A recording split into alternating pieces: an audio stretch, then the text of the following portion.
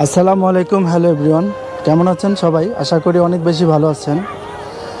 আজকে আমি কিছুদিন আগে একটা ভিডিও আপলোড করছিলাম গোমতী নদী রত্নামতী ঘাটের মাঝিটিকে নিয়ে। উনি আমার সামনে দাঁড়িয়ে আছে। যেহেতু উনি একটু ডাক্তারের কাছে যাওয়ার পথে, মানে ডাক্তারের কাছে যাবে, অসুস্থ, সবাই জানেন উনি অসুস্থ। তো এখন রাস্তার পথে হঠাৎ করে দেখা হইলো। তো ওনাকে আমি জিজ্ঞেস করলাম যে আপনার আমি যে ভিডিওটি করলাম কেউ কি কোনো সহায়তা নিয়ে কেউ কি আপনাদেরকে এই পর্যন্ত নিয়ে আসছে কিনা।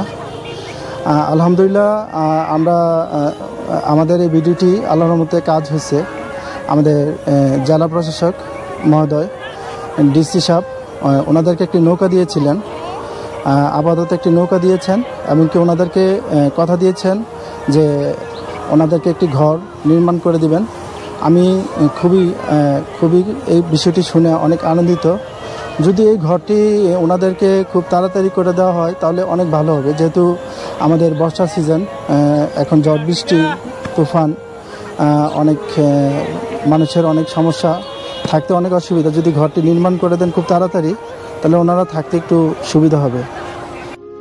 আসসালামু আলাইকুম স্যার, আপনারা আমার বলছিলেন ঘর দিবেন, নৌকা তো দিচ্ছেন, আমি পাইছি। যদি আমার জায়গাটা দিয়ে ঘরটা উড়াই দিতেন তাহলে আমার সুবিধা হতো। আমি তো আমার অসুস্থ স্বামীর নিয়ে আসি, নৌকাটা চালাইয়ে খাইতেছি। এখন তো আমি থাকি আরেকজনের বাড়িতে। তবে আপনারা বলছিলেন দিবেন, তো ওরা আমি বলছি আমার নিয়ে তোমরা টেনশন করো না, আমার স্যারে বাড়ি ঘর দিবে, আমরা চলে যাবো তোমরা বাড়ির থেকে। এই আর স্যার, আমার যদি একটু ধারে কাছে দিতেন, আমি যখন নৌকাটা চালাইয়ে খাইতেছি বা আমার ধারে কাছে হইলে আমার সুবিধা হইতো স্যার। আমাকে বিভিন্ন জায়গা থেকে অনেক প্রবাসী ভাইরা নক করছিলেন যে ওনার ঠিকানাটা আমি অনেক জায়গায় দিছি।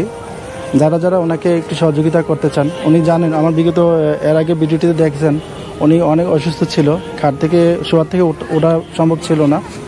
যাই হোক, চিকিৎসার মাধ্যমে ওনার চিকিৎসা চলতেছে। উনি আরও উন্নত চিকিৎসা লাগবে। তো আপনারা যদি সবাই ওনার পাশে একটু দাঁড়ান তাহলে ওনার বর্তমান জীবনটা তো দেখতেছেন যে ওনার ঘরবাড়ি একটু অনেক অবস্থা খারাপ। সবাই যদি একটু সহযোগিতার হাত বাড়াই দিই। আজকের মতন এখানে বিদায় নিলাম। সবাই ভালো থাকবেন। আল্লাহ হাফেজ।